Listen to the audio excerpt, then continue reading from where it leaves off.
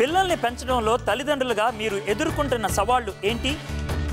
టీవీలు చూసి అవి నేర్చుకుంటున్నారు, కానీ మేము చెప్పిన ఎవరు వింటలేదు. ఈ రోజుల్లో పిల్లలు మనం ఇక్కడ ఉంటున్నాము, వాళ్ళు ఎక్కడ చదువుల కోసం వెళ్తున్నారు. ఈ సమాజాన్ని బట్టి చాలా భయపడవలసి వస్తుంది. ఫాదర్ మదర్ ముఖ్యంగా పిల్లల్ని ఎప్పటికప్పుడు జాగ్రత్త చూసుకుంటూ పెంచాల్సిన బాధ్యత ఉంది. వేరే వాళ్ళ మీద బాధ్యత నెట్టేయకుండా మన పిల్లల గురించి మనమే ఎక్కువ టైం గడుపుతూ వాళ్ళని మన తల్లిదండ్రులు మనం ఏమేమి పొందగలిగామో అవి మన పిల్లలకి ఇచ్చేటట్టుగా శ్రద్ధ తీసుకోవాలి. ఇద్దరు జాబ్ హోల్డర్స్ అయితే కొంచెం కష్టం, కానీ పిల్లల కోసం ఏముంది, ఎంత కష్టమైనా భరించవచ్చు.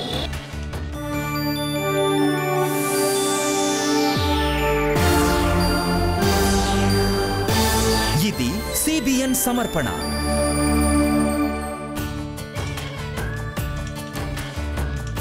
మీరు చూస్తున్న కార్యక్రమం నిరీక్షణ.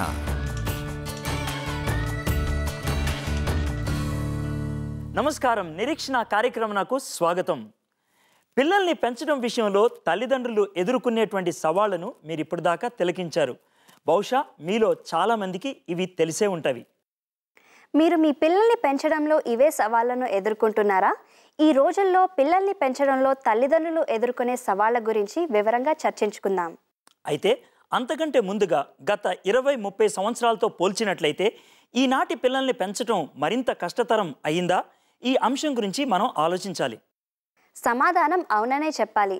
ఎందుకంటే వేగంగా సాంకేతికంగా అభివృద్ధి చెందుతున్న నేటి రోజుల్లో పిల్లల్ని పెంచడంలో ఎన్నో సవాళ్లు ఉన్నాయి. అవేంటో ఇప్పుడు చూద్దాం.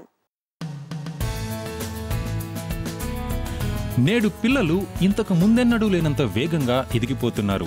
సాంకేతిక పరిజ్ఞానం విస్తృతంగా అందుబాటులో ఉన్న ఈ యుగంలో పిల్లలు దాన్ని ఎక్కువగా ఆస్వాదించడం చాలా సహజం. ఐఫోన్స్తో ఆడుకుంటూ దానిలో పాటలు వింటూ నిద్రపోయే ఈ తరం పిల్లలు తమ ముందు వచ్చిన తరాలతో పోలిస్తే గాడ్జెట్ స్వరూప స్వభావాల్ని బాగా అర్థం చేసుకుంటున్నారు.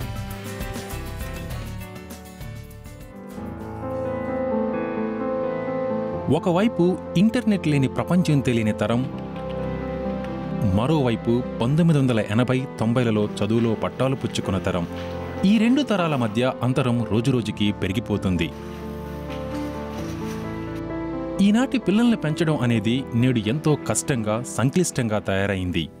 ఈ పనిలో తల్లిదండ్రులు ఎంతో అలసిపోతున్నారు.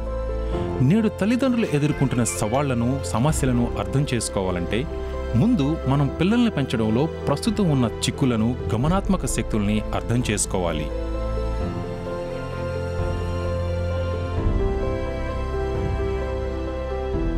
సాంఘిక వ్యవస్థ మరియు ఉమ్మడి కుటుంబం అంతరించడం. గతంలో తల్లిదండ్రులు, తాతా నానమ్మలు, బాబాయి పిన్నీలు మరియు ఇరుగు పొరుగు నుండి ఎంతో సహకారాన్ని పొందేవారు.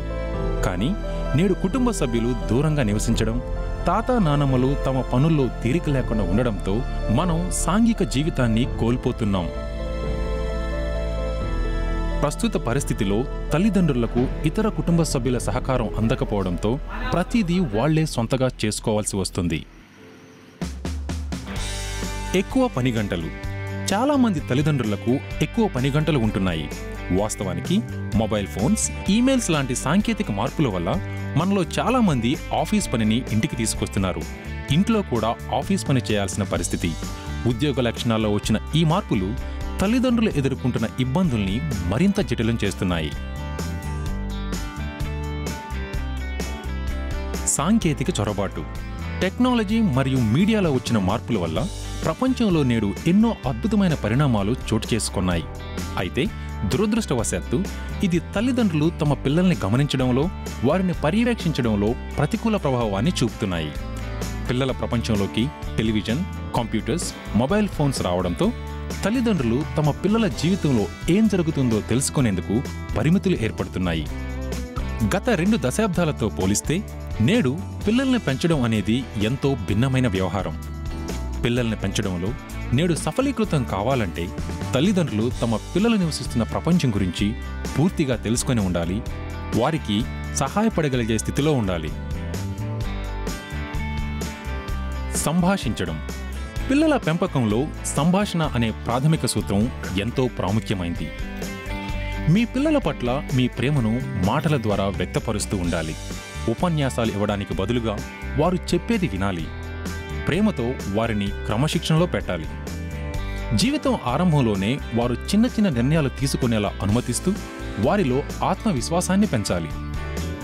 వారి మంచి ప్రవర్తనను, సాధించిన విజయాలను గుర్తిస్తూ వారిని మెచ్చుకోవడం మర్చిపోకూడదు.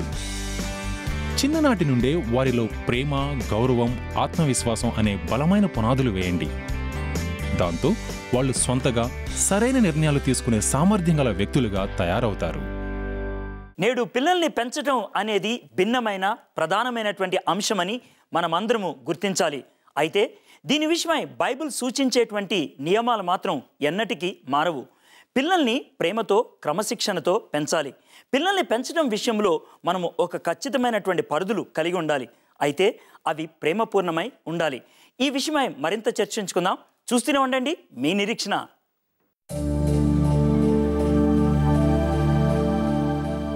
జీవితం అంటే సంఘర్షణల వలయం అనిపిస్తోందా? మీ జీవితం మీది కాదు అనిపిస్తోందా? మిమ్మల్ని ఎవరూ అర్థం చేసుకోవటం లేదా? అయితే మౌనంగా రోధించకండి. మీరంటే శ్రద్ధ చూపేవారితో ఇవాళే మాట్లాడండి. మా టోల్ ఫ్రీ నంబర్కి ఫోన్ చేయండి. 1-800-200-4077.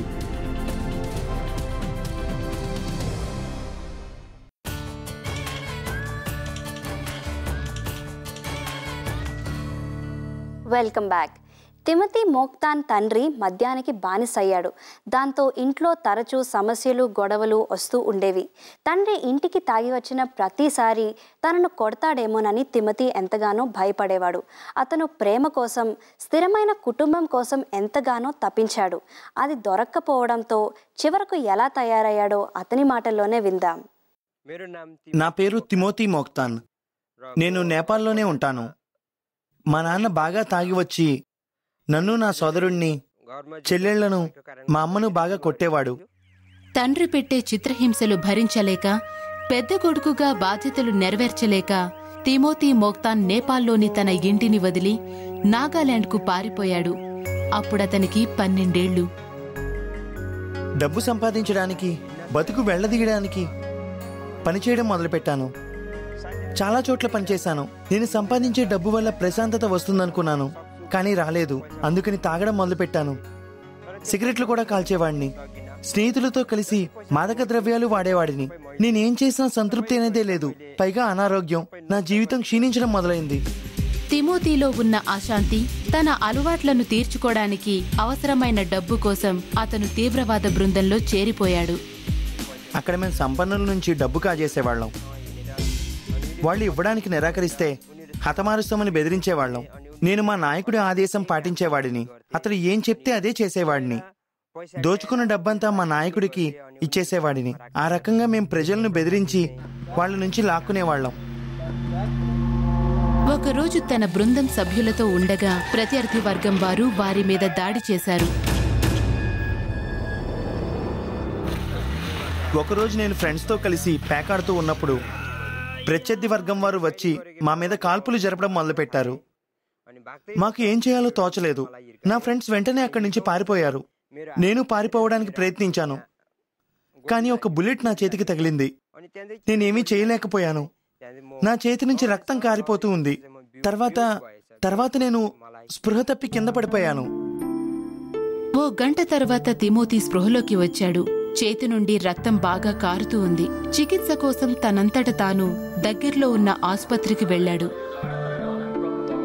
నేను ఆసుపత్రికి వెళ్ళాను. వారు నాకు చికిత్స చేశారు. నా ఊపిరితిత్తులు సరిగా పనిచేయడం లేదని డాక్టర్లు నిర్ధారించారు. ఎక్కువగా మద్యం తాగడం వలన, సిగరెట్లు కాల్చినందువల్ల ఇలా అయిందని, నెల రోజుల కంటే ఎక్కువ బతకనని చెప్పారు. నేనున్న పరిస్థితిలో ఏ మందు పనిచేయదని, నెల రోజుల్లో మరణిస్తావు అని డాక్టర్ చెప్పినప్పుడు నేను దిగ్భ్రాంతికి గురయ్యాను. ఏం చేయాలో తోచలేదు. తిమోతి ఆరోగ్య పరిస్థితి రోజురోజుకు క్షీణిస్తోంది. అతను తన స్నేహితుడి ఇంట్లో ఉంటూ చికిత్స చేయించుకుంటున్నాడు. నేను బతుకుతానని ఆశపోయింది. మళ్లీ మద్యం తాగడం మొదలుపెట్టాను. నేను మా స్నేహితుని ఇంట్లో ఉన్నప్పుడు పొరుగున ఉన్న ఒక క్రైస్తవ ఆంటీ వచ్చి, ఒకే ఒక వ్యక్తి ఉన్నాడు, ఆయనే నిన్ను కాపాడగలడు, నీకు కొత్త జీవితం ఇవ్వగలడు అని చెప్పింది. ఆయన పేరు యేసుక్రీస్తు. ఆమె ఈ విషయాలు చెప్తున్నప్పుడు నా మనసులో కొత్త ఆశలు చిగురించాయి. తిమోతి మరుసటి ఆదివారం యేసుక్రీస్తు గురించి మరింత తెలుసుకోవడం కోసం ఆంటీ చెప్పిన నేపాలీ చర్చికు వెళ్ళాడు. నేను చర్చ్లోకి వెళ్లేసరికి ఫాస్టర్ బైబిల్ నుంచి బోధిస్తున్నాడు. మద్యపానం చేయకూడదని చెప్పాడు. పొగాకు, మాదక ద్రవ్యాలు వాడకూడదని చెప్పాడు. నా జీవితం గురించి ఫాస్టర్కు ఎలా తెలిసిందని ఆశ్చర్యపోయాను. ఎందుకంటే నేను ఈ ప్రాంతానికి కొత్త. నా జీవితం గురించి తెలిసే అవకాశమే లేదు. అప్పుడు నేను చర్చ్కి వెళ్ళడం మొదలుపెట్టాను. ఎందుకంటే వాళ్ళు చెప్పేదంతా నా గురించే. రోజు రోజుకు నాలో ఆశ పెరగడం మొదలైంది. ఒక ఆదివారం రోజు పాస్టర్ విక్టర్ తన సాక్ష్యాన్ని చెబుతుండగా తిమోతి విన్నాడు. అది విన్న తర్వాత ఆయన జీవితంలో పెద్ద మార్పు వచ్చింది. ఆయన తన సాక్ష్యంలో, ఒకప్పుడు నేను పిచ్చివాళ్ల వీధులు పట్టుకు తిరుగుతూ ఉండేవాడిని, అడవులలో తిరుగుతూ ఉండేవాడిని. యేసుక్రీస్తు నా జీవితాన్ని బాగు చేశాడు అని చెప్పాడు. నేను ఫాస్టర్ సాక్ష్యం విన్నప్పుడు పిచ్చివాడిగా ఉన్న వ్యక్తే మారిపోతే నేనెందుకు మారను అనిపించింది. నా ఊపిరితిత్తులు సరిగా పనిచేయడం లేదు. నేను ఒట్టి తాగుబోతును. నేను ఎందుకు మారను? అయితే దేవుడు అతని జీవితాన్ని మార్చేయగలిగాడు గనుక నా జీవితాన్ని కూడా మార్చేయగలడు అనుకున్నాను. ఆ క్షణమే నా జీవితంలో యేసుక్రీస్తును దేవుడిగా అంగీకరించాను. యేసుక్రీస్తు మీద నమ్మకం కొద్దీ తిమోతి దేవుడి వాక్యాన్ని ఎక్కువగా చదవటం మొదలుపెట్టాడు. తనకు స్వస్థత చేకూరాలని ప్రార్థించాడు. యేసుక్రీస్తును అంగీకరించిన తర్వాత నేను బైబిల్ చదవడం, ప్రార్థనలు చేయడం మొదలుపెట్టాను. రోజు రోజుకు నా ఆరోగ్యం మెరుగుపడసాగింది. నేను డాక్టర్ దగ్గర పరీక్ష చేయించుకోవడానికి వెళ్ళినప్పుడు అంతకుముందు సరిగా పనిచేయని నా ఊపిరితిత్తులు పూర్తిగా బాగుపడ్డాయని నిర్ధారించారు. నాకు కొత్త జీవితం వచ్చినట్లు అనిపించింది. క్రమంగా దురలవాట్లన్నీ మానుకున్నాను. నా జీవితం పూర్తిగా మారిపోయింది. నా హృదయం సంతోషంతో నిండిపోయింది. తిమోతి నెలకన్నా ఎక్కువ బతకడని డాక్టర్లు చెప్పి 15 ఏళ్లు గడిచిపోయాయి. కానీ ఇప్పుడు ఆయన ఒక సజీవ అద్భుతం. యేసుక్రీస్తు తన జీవితంలో తీసుకొచ్చిన మార్పును, తన అనుభవాలను అతను ఇతరులకు చెబుతూ ఉన్నాడు. టీస్టా వంతెన దగ్గర ఉన్న విక్టర్ పవర్ టవర్ మినిస్ట్రీల్లో ఆయన ఇప్పుడు ఇవాంజలిస్ట్. ఆయన సవితను పెళ్లి చేసుకున్నాడు. వారికి జాయిస్ జన్మించింది. వారు హాయిగా జీవిస్తున్నారు. ఒకప్పుడు నేను మామూలు నాయకుడిని అనుసరించాను. ఇప్పుడు నన్ను సృష్టించిన నాయకుడిని అనుసరిస్తున్నాను. ఆయనే యేసుక్రీస్తు. ఆయనే నాకు అన్నీ. ఆయనే నాకు నాయకుడు. ఆయనే నాకు ప్రభువు, నాకు ముక్తి ప్రదాత.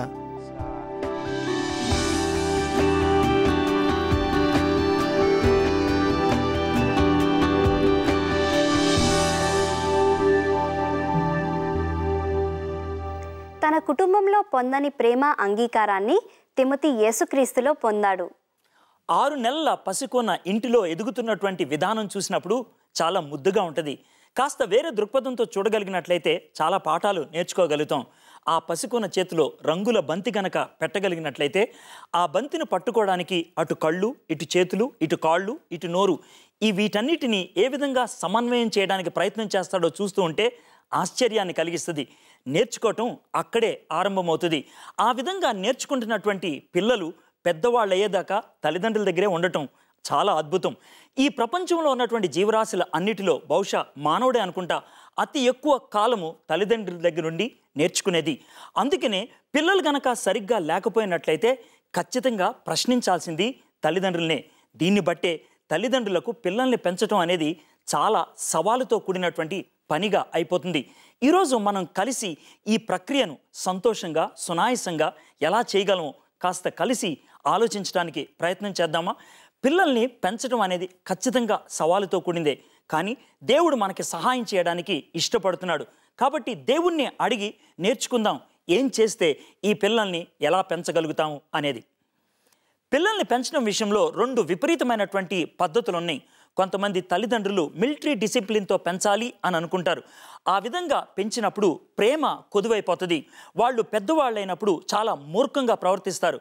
మరి కొంతమంది అయితే న్యూనతా భావంతో ఆత్మహత్య చేసుకోవడానికి కూడా వెనుకాడరు. అది చాలా ప్రమాదకరమైంది. రెండో విపరీతమైనటువంటి పద్ధతి, విపరీతమైనటువంటి స్వేచ్ఛను వాళ్ళకి ఇవ్వాలి అని అనుకుంటారు. ఎటువంటి అదుపు లేనటువంటి ఆ వ్యక్తులు తమ జీవితంలో ఏదైనా చేయొచ్చు అనుకొని సమాజానికి ఒక బండగా మారిపోతూ ఉంటారు. ఇది కూడా చెడ్డదే. కానీ వాస్తవత మధ్యలో ఉన్నది. మీరు అనుకుంటూ ఉండొచ్చు, ఏంటండి అది కాదంటున్నారు, ఇది కాదంటున్నారు, మరి ఏ విధంగా పెంచాలి అని. తల్లిదండ్రులకు పిల్లలకు మధ్యన వివాదం కలగడానికి కొన్ని ప్రాముఖ్యమైనటువంటి అంశాలు ఉన్నాయి. 2 అంశాల గురించి మనం ఈరోజు ఆలోచిద్దాం. దాంతో మీకు అర్థమవుతుంది పెంచటం విషయంలో ఎటువంటి జాగ్రత్తను తీసుకోవాలి అనే దాంట్లో. తల్లిదండ్రులకి పిల్లలకి విషయంలో ఒక ప్రాముఖ్యమైనటువంటి అంశము ప్రిన్సిపల్స్ వర్సెస్ ఫ్యాషన్స్. నియమాలకు ఫ్యాషన్స్కు చాలామంది తల్లిదండ్రులు 2 ఒకటే అనుకుంటారు, కానీ 2 వేరు. నియమము ఎందుకు చేయాలి, ఫ్యాషన్ ఎలా చేయాలి అనే దాంట్లో. ఉదాహరణకి మనము చర్చికి వెళ్ళినప్పుడు పాటలు పాడుతూ ఉంటాం. దేవుణ్ణి ఆరాధించడానికి, హృదయ భావన వ్యక్తీకరించడానికి పాటలు పాడుతూ ఉంటాం. దేవుణ్ణి మహిమపరుస్తూ పాటలు పాడుతూ ఉంటాం. తల్లిదండ్రులు అనుకుంటారు పవిత్రంగా పాటలు పాడాలి అంటే పురాతనమైనటువంటి కీర్తనలు పాడాలి అని అనుకుంటారు. కానీ పిల్లలు అంటారు అవి చాలా బోరు కొడుతున్నాయి, కోరసెస్ పాడాలి అని అనుకుంటారు. కోరసెస్ పాడేటప్పుడు గిటార్ వాడచ్చు, లేకపోతే జాస్ వాడచ్చు. తల్లిదండ్రులు వాటిలో పవిత్రతను చూడలేరు, అది ఫ్యాషన్ అని అనుకుంటారు. కానీ ఈ విషయాన్ని మర్చిపోతూ ఉంటారు. దేవుణ్ణి స్తుతించడానికి పాటలు పాడటం అనేది ముఖ్యం. ఎలా పాడుతున్నాం అనేది విషయం కాదు, ఎవరు పాడుతున్నారు, ఎందుకు పాడుతున్నారు అనేది ప్రాముఖ్యం. ఈ విధమైనటువంటి ప్రిన్సిపల్ని కనుక మనం నేర్చుకోగలిగినట్లయితే పిల్లలు చేసే పనులను మనము అంగీకరించగలుగుతాం. చాలాసార్లు ఈ విధంగా అంగీకరించలేకపోవడంతో పిల్లల్ని దూరం చేసుకోవడానికి ప్రయత్నం చేస్తాం. దీన్ని అధిగమించడానికి చిన్ననాటి నుంచే పిల్లలకు ప్రిన్సిపల్స్ నేర్పించగలిగినట్లయితే వాళ్ళు నూతన ఫ్యాషన్స్లో ఉన్నప్పటికీ దేవుడు అనుగ్రహించినటువంటి ప్రిన్సిపల్స్ని మర్చిపోరు. 2వ ప్రాముఖ్యమైనటువంటి అంశము చాయిసెస్, ఎంపికల విషయంలో. ప్రాముఖ్యంగా కెరీర్, ఏ ఉద్యోగం చేయాలి, లేకపోతే ఏ కోర్స్ చదవాలి, లేకపోతే ఏ వ్యక్తిని పెళ్లి చేసుకోవాలి. ఈ విషయంలో కూడా తల్లిదండ్రులకు పిల్లలకి మధ్యన చాలాసార్లు వాదన వస్తూ ఉంటుంది. ఈ వాదన అంతమైపోవాలంటే ఒకే ఒక పద్ధతి, పిల్లలతో కూర్చొని మాట్లాడుతూ నేర్చుకోవాలి. వాళ్ళు ఏం చేయదలుచుకుంటున్నారో, ఎందుకు చేయదలుచుకుంటున్నారో అడిగి, ఒకవేళ వాళ్ళ ఉద్దేశం మంచిదైతే అంగీకరించడానికి ప్రయత్నం చేయాలి. వాళ్ళ ఉద్దేశం చెడ్డదైతే, వాళ్ళు ఎంపిక చేసుకున్నది మంచిది కాదైతే, ఎందుకు మంచిది కాదో చెప్పగలిగినప్పుడు ఖచ్చితంగా పిల్లలు అంగీకరించగలుగుతారు. ఎవరైతే చిన్ననాటి నుంచి ఈ విషయాలు నేర్పించరో పెద్దయిన తర్వాత పిల్లలు తల్లిదండ్రుల మాటలు వినరు. బైబిల్లో 2 రకాలైనటువంటి తల్లిదండ్రులు ఒకే పరిస్థితుల్లో కనబడుతున్నారు. హన్న తన కుమారుడైనటువంటి సమూయేలుని ప్రార్థనలో పెంచింది. చిన్ననాటి నుంచి దైవికమైనటువంటి నియమాలు నేర్పించింది. 2 యూదా రాజుల్ని అభిషేకించేటువంటి గొప్ప సమూయేలుని ఆమె పెంచగలిగింది. అదే సమయంలో పేరుకి యాజకుడైన ఏలి 2 కుమారుల్ని పెంచాడు, కానీ నియమాలు నేర్పించలేదు. వాళ్ళు భ్రష్టు పట్టినటువంటి జీవితాన్ని జీవించారు. కాబట్టి పెంపకం చాలా ప్రాముఖ్యమైంది. పెంపకం విషయంలో ప్రార్థన చేసినట్లయితే దేవుడు జ్ఞానాన్ని ప్రసాదిస్తాడు. తల్లిదండ్రులుగా ఉన్నటువంటి మీరు ఈ సమస్యను ఎదుర్కొంటున్నట్లయితే, బహుశా ఇప్పటికే మీ పిల్లలు దూరం అయిపోయారు అని అనిపిస్తున్నట్లయితే, ఈ సమయాన్న దేవుని సమక్షంలోకి వచ్చి క్షమాపణ అడిగి దేవుణ్ణి జ్ఞానాన్ని అడుగుతారా? ప్రభువా, మా పిల్లల్ని పెంచడంలో మాకు జ్ఞానం ప్రసాదించు అని అడుగుతారా? మీతో కలిసి నేను కూడా ప్రార్థన చేయడానికి ఇష్టపడుతున్నాను. మనం కలిసి ప్రార్థన చేద్దామా? మా దేవా, మా ప్రభువా, మా పిల్లల్ని పెంచడం అనేటువంటి బాధ్యత మా మీద పెట్టావు. మమ్మల్ని ప్రేమించి, మమ్మల్ని నమ్మి ఈ బాధ్యతను మాకిచ్చావు. నీ సహాయం లేనిదే, నీ జ్ఞానము లేనిదే మేము చేయలేం ప్రభా. ఎంతమంది అయితే తల్లిదండ్రులు ప్రభా తమ పిల్లల విషయంలో బాధపడుతున్నారో వారి గురించి ప్రార్థన చేస్తున్నాం ప్రభా. ఇప్పుడు మీరు మా ప్రార్థన ఆలకిస్తున్నారని, మీరు మాకు ఖచ్చితంగా జవాబిస్తారని మేము నమ్ముతున్నాం ప్రభా. మా పిల్లల్ని పెంచడం విషయంలో మీరు మాకు జ్ఞానాన్ని ప్రసాదించండి. ఈ ప్రార్థన విన్నందుకు మీకు వందనాలు. యేసయ్య నామములో ప్రార్థన చేయించున్నాం. Amen, amen. ఈరోజు తన తల్లిదండ్రులే తనను ప్రేమించడం లేదు, పట్టించుకోవడం లేదు అని బాధపడుతున్న ప్రదీప్ గురించి ప్రార్థన చేద్దాం. ప్రేమగల మా ప్రభువా, ఈ సమయంలో ప్రత్యేకంగా ప్రదీప్ గురించి ప్రార్థన చేస్తున్నాం తండ్రి. తన తల్లిదండ్రులే తనను ప్రేమించుకోవడం లేదు, పట్టించుకోవడం లేదు అని తను ఎంతగానో బాధపడుతున్నాడు ప్రభా. ఆ బాధ నుంచి ప్రభా తను బయటికి రాగలుగుటట్లు ప్రభా సాయం చేయండి ప్రభా. వారి కుటుంబాన్ని ప్రభా మీరు సరిచేయండి ప్రభా. ప్రదీప్కు తండ్రి మీలో ఎదగడానికి, మీ ప్రేమను రుచి చూచి తెలుసుకోవడానికి సాయం చేయండి. ఈ ప్రార్థనను యేసు నామములో వేడుకొంచున్నాం. ఆమెన్. తల్లిదండ్రులారా, మీరు యేసుక్రీస్తును ఆశ్రయించండి. ఆయన్ను ఆశ్రయిస్తే మీ పిల్లల్ని పెంచడంలో కావలసిన జ్ఞానాన్ని ఆయన మీకు అనుగ్రహిస్తాడు. ఈ విషయంలో మీకు ఇంకేమైనా సలహాలు, సూచనలు కావాలా? అయితే వెంటనే మా టోల్ ఫ్రీ నంబర్కు కాల్ చేయండి. మేము మీకోసం ప్రార్థన చేస్తాం. లేదా మాకు ఉత్తరం రాయండి, మీకు తప్పకుండా జవాబు రాస్తాం. చూస్తూనే ఉండండి మీ నిరీక్షణ.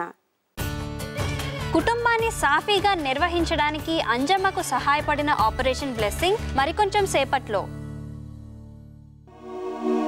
నీటి వల్ల వ్యాపించే వ్యాధుల కారణంగా ఏటా 4,000 మంది పిల్లలు మరణిస్తున్నారు. నీటి కొరత వల్ల 5 ఏళ్లలోపు పిల్లల్లో 17% మంది బాధపడుతున్నారు.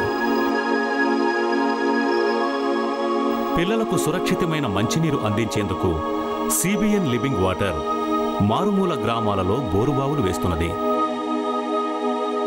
మా కృషికి సహాయపడేందుకు మీ విరాళాలు పంపించాల్సిన మా చిరునామా CBN foundation, house number 2-80, survey నంబర్లు 60-61, CMR కాలేజ్ దగ్గర, మేడ్చల్ 501401, రంగారెడ్డి జిల్లా. లేదా 1800-200-4077 అనే మా టోల్ ఫ్రీ నంబర్కు ఫోన్ చేయండి.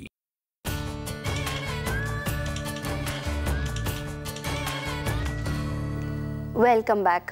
ఓ మారుమూల ప్రాంతంలో నివసించే అంజమ్మకు తల్లిగా తన కుటుంబాన్ని పోషించడంలో, కుటుంబ ఆదాయానికి తోడ్పడటంలో ఎన్నో సవాళ్లు ఉన్నాయి. అయితే వాటన్నిటిలో కల్లా పెద్ద సవాలు ఎంతో దూరంలో ఉన్న బావి నుంచి నీళ్లు తేవటమే. అయితే ఆపరేషన్ బ్లెస్సింగ్ ఆమెను ఆ సవాళ్లు అధిగమించడానికి ఎలా సహాయపడిందో ఇప్పుడు చూద్దాం. ప్రభుత్వం మా గ్రామంలో 18 బోర్బావులు తవ్వింది. వాటిలో ఏ ఒక్క దానిలో నీళ్లు పడలేదు. మా ఆశలన్నీ అడియాశలయ్యాయి. మా సమస్యలు ఇక ఎప్పటికీ పరిష్కారం కాదనుకున్నాం. ఒక్క బిందెడు నీళ్ల కోసం మరూర్ గ్రామస్తులు ఎంతో కష్టపడేవారు. మండుతున్న ఎండల కారణంగా చుట్టుపక్కలున్న నీటి వనరులన్నీ ఎండిపోయాయి. దాంతో ఎంతో శ్రమ కోర్చి 2 కిలోమీటర్లు నడిస్తే గాని అంజమ్మకు, ఆమె పొరుగువారికి తమ దాహార్తిని తీర్చుకునేందుకు కొన్ని బిందెల నీళ్లు దొరికేవి కావు. మా ఇంటికి కిలోమీటర్ దూరంలో ఒక బావి ఉంది. అక్కడకు వెళ్ళడానికి చాలా ఇబ్బంది పడేవాళ్ళం. ప్రతిరోజు నేనంత దూరం వెళ్ళి నీళ్లు తెచ్చాక వంట చేసి మా 3 పిల్లల్ని సిద్ధం చేసి వారికి లంచ్ బాక్స్ కట్టి స్కూల్కి పంపించేదాన్ని. అంత దూరం వెళ్ళి నీళ్లు తెచ్చుకోవాల్సి రావడంతో పొలంలో పనిచేయడానికి సమయం సరిపోయేది కాదు. ఈ పరిస్థితిని మార్చేందుకు స్థానిక పాస్టర్ అడుగు ముందుకేసేంత వరకు మరూర్లోని స్త్రీలందరి కథ అంజమ్మ కథ లాంటిదే. 2007వ సంవత్సరంలో పాస్టర్ గారు మా ఇబ్బందులు చూసి CBNకు ఫోన్ చేసినప్పుడు వాళ్ళు వచ్చి సర్వే చేశారు. CBN లివింగ్ వాటర్స్ బృందం మరూర్ గ్రామంలో బోరుబావి తవ్వడంతో గ్రామస్తులు తమ కళ్ల ముందే ఒక అద్భుతం ఆవిష్కృతమవడం చూశారు. ఆపరేషన్ బ్లెస్సింగ్ వాళ్ళు బోర్ తవ్వినప్పుడు అక్కడ నీళ్లు సమృద్ధిగా వచ్చాయి. అద్భుతం చూశాక మేమంతా యేసుక్రీస్తుని మా స్వంత రక్షకునిగా అంగీకరించాం. ఇప్పుడు అంజమ్మ జీవితం పూర్తిగా మారిపోయింది. నీటి కోసం ఆమె నడవాల్సిన పని లేదు. తన ఇంటికి కొన్ని అడుగుల దూరంలోనే శుభ్రమైన తాగునీరు అందుబాటులోకి వచ్చింది. ఇక్కడ దాకా వచ్చి బోర్బావు తవ్వినందుకు మీకు నా కృతజ్ఞతలు. మాకు ఇప్పుడు ఇంటికి దగ్గరలోనే నీరు ఉంది కాబట్టి సులువుగా మేము మా పనులు చేసుకుంటున్నాం. CBN మరియు ఆపరేషన్ బ్లెస్సింగ్ వారికి మా ధన్యవాదాలు. దేవుడు మాతో ఉన్నాడనే దృఢ విశ్వాసంతో ఆపరేషన్ బ్లెస్సింగ్ ముందుకు వెళ్తోంది. ఎవరూ చేరుకోలేని ప్రాంతాలను చేరుకుంటుంది. చాలా మందికి అసాధ్యమైన విషయాలను సుసాధ్యం చేస్తుంది. దేవుని సహాయంతో మా భాగస్వాములు ఉదారంగా అందిస్తున్న విరాళాలతో ప్రజల జీవితాలు మారేలా వారికి సేవ చేస్తున్నాం. మన దేశంలో దూర ప్రాంతాల్లో సతమతమవుతున్నటువంటి ప్రజలకు దేవుడు ఉద్దేశించి పరిచర్య చేయాలనుకుంటున్నటువంటి ఈ పరిచర్యలో మీరు కూడా పాలిభాగస్తులు కావాలన్నదే మా యొక్క ఆశ. మీరు మాతో చేతులు కలపండి. దూరంలో ఉన్నటువంటి ఈ ప్రజలకు సేవలు అందించండి. మీ వంతు సహకారం అందించాలని ఆశపడుతున్నట్లయితే వెంటనే మాకు ఫోన్ చేయండి. మా కౌన్సిలర్స్ మీతో మాట్లాడటానికి ఇష్టపడుతున్నారు. 700 అంతకంటే ఎక్కువ విరాళం మీరు పంపించినట్లయితే లైఫ్ బియాండ్ ద గ్రేవ్ అనేటువంటి ఈ DVDని మీకు బహుమానంగా పంపించడానికి ఇష్టపడుతున్నాం. మా ఫోన్ నంబర్, మా అడ్రస్ దయచేసి రాసుకోండి. Operation blessing India, house number 2-80, CMR college దగ్గర, మేడ్చల్, రంగారెడ్డి జిల్లా 501401. మా టోల్ ఫ్రీ నంబర్ 1800-200-4077. మా వెబ్సైట్ www.obindia.org.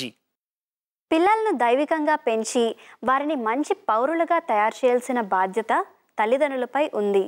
అది జరగాలి అంటే స్థిరమైనటువంటి కుటుంబంతో పాటు ప్రేమతో వాళ్ళని పెంచాలి, క్రమశిక్షణలో వాళ్ళని పెంచాలి. ఏ తల్లిదండ్రులైతే యేసుక్రీస్తుని కేంద్రంగా కలిగి ఉంటారో వాళ్ళు పిల్లల్ని సమర్థవంతంగా పెంచగలుగుతారు. వాళ్ళు ప్రతి సవాల్ని కూడా విజయవంతంగా ఎదుర్కోగలుగుతారు. మరి ఈ విషయాల్లో మీరు ఏదైనా సమస్యలు ఎదుర్కొంటున్నారా? మీ పిల్లల విషయంలో ఏదైనా ప్రార్థన అవసరత ఉన్నదా? వెంటనే మాకు ఫోన్ చేయండి.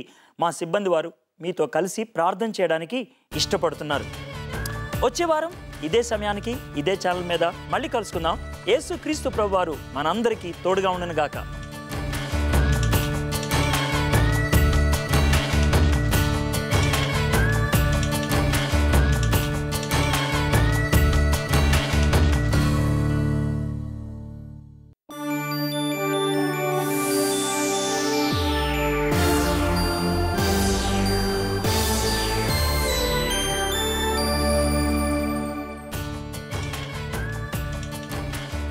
మదర్స్ డే సందర్భంగా ఓ ప్రత్యేక కార్యక్రమం వచ్చే వారం మీ నిరీక్షణలో.